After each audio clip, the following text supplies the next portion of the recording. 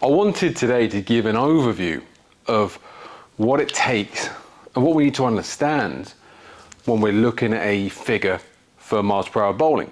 Okay, so say we've got a figure that we want to get to of 80 miles an hour, just an arbitrary figure. It's then, okay, what are the things that we can check for that we know we can tick off along the way, and we know when we've got a baseline that we can improve that goes into actually helping get to that number. So very sort of simplified, and this is around the testing that we're doing with our ultimate off-season plan and some of the other players that we get here, okay? So I've split it into 4 different categories. So the first one is movement, then we've got strength, speed, and power. Now, what I'd say to start with is the biggest thing that we want to see with any player is a good amount of stability. Stability underpins pretty much everything, and it plays a part in all of these. Okay, so that's the big thing to understand. But we're going to just break it down into these different segments. So movement.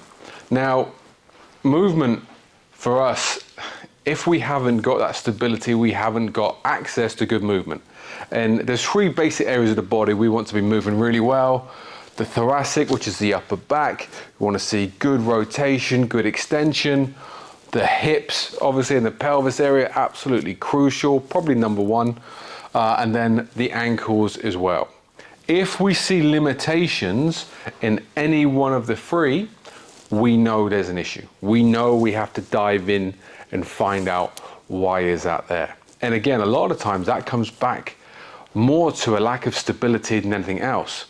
So that's why we're very careful when we talk mobility, because we don't want to just be saying, right, you're a little bit tight there, and have them go off and put a band around it and stretch it, because if something is limited in its range, there's a reason for that. There's a very complex system, the whole musculature, the whole fascial system, and it's always trying to take care of you. So if something's tight, there's a reason behind it, and we need to find that first. Then we can go on to strength. Now, strength, I think, is probably because of the way we spoke about it a little bit, is very misunderstood, but it's one of the key aspects which gets horrendously butchered for cricket. Because how many times have you heard a coach, a physio, an S&C, whoever it might be, say, just go get stronger and that's all you need? That is far, far, far from the truth. It really is. It goes back to a study in 2000 when they looked at elite level sprinters and how much force they could put through the floor. And the trouble is they equated that with being strong, and it wasn't. It wasn't at all. Obviously they are strong at elite level sprinters, but the ability to put force through the floor is different than strength. But we still want to be a strong unit, obviously, okay? So it comes down to, right, how much force can you produce? That's not how much weight can you lift. Those two are very different things, very different things. So we do some testing, the mid-thigh pull, which is basically trying to pull something from almost a deadlift position, but we're seeing how much force we can actually transmit into the floor. We've got a lateral flexion test. We've also got a front foot contact overhead test, which we can test how much force we can get through that upper range, as well as the same thing on the floor. So then we can compare, right, if player X can get 16 kilograms through the floor, but only 14 kilograms when he's up in a front foot contact position, we know there's an issue in the chain somewhere. And then we've got a single leg calf as well. Okay, so again, we're looking at sort of maximal force plus rate of force development, which is, a very key thing to understand. And then we can see left to right discrepancies and all these sorts of things, which we expect to see because, cricket is such a asymmetrical type thing, a unilateral type movement. So we're always going to see that. But we then know we've got those understanding of the metrics to say, right, well player X can produce 2 times the body weight in a mid-thigh pull, but only 0.5 of the body weight in a single leg calf. So again, we see where the discrepancies are, and we know when we raise that, we can raise the overall number at the top. Then we've got speed, which is force and velocity through a range of motion. Okay, that's simply what it is. And we're looking at Mediball slams, we're looking at on the back laying Mediball slams, arm speed, doing different weighted balls, 20-meter sprint. You know, there's lots of different things we can do here. Rotational aspect as well. I quite like rotational when we're swinging a baseball bat. You know, just how quickly can we swing it? In golf, they do a club swing. How quickly can you swing the club? I think it's around 120 miles an hour, and they can equate that with driving. You can drive 300 yards, something like that.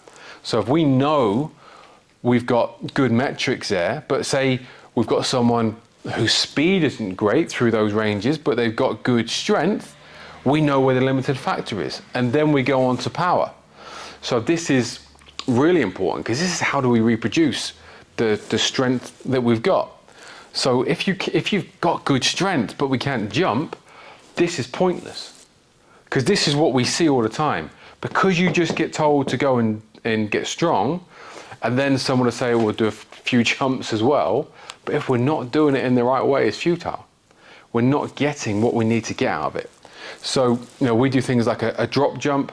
So we're looking at reactive strength index there, single leg drop jump, pogo hop, and we're looking at, you know, ground contact time, but not just that, how high are we getting each time as well? Half kneeling bowling with weighted balls. All these things come into, right, can we use the power?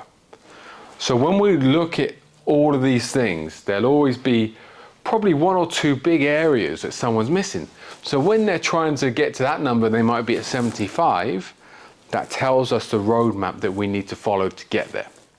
And there's always some glaringly obvious things. Like I said, most of the time, a lot of people are unable to use power. But then we get some people that have never done much strength work that can really use their body. They're really powerful, they're really springy, they use a stretch shortening cycle. Everything's working really well. Then we can push this up, and maybe we can push this up. But a lot of people that can use that have also got decent speed. But if they haven't, and they can't really move well, and they haven't got good strength, again, it might be a stability issue. This is why when we get all this testing done, we can look at the roadmap to get to that number. If we're just doing strength, you're not going to get there. Now, if you're someone who's quite weak and you do a lot of strength one winter, you might put on a little bit. You might, just because of the way you develop. But we've got to look a bit more neuromuscularly as well. We've got to look at the whole aspect, hardware and software, not just lump a load of weight up and see where we go. I mean, you can see there, we're not doing a squat test, we're not doing a deadlift test, we're not doing a bench press test or a chin. We want the body to be working well. That's the absolute key. It's an unbelievable bit of kit that we can do amazing things with if we treat it well. At the moment, a lot of players, the advice they're getting is horrendous, which is why there's so many injuries and people not getting exactly where they need to be.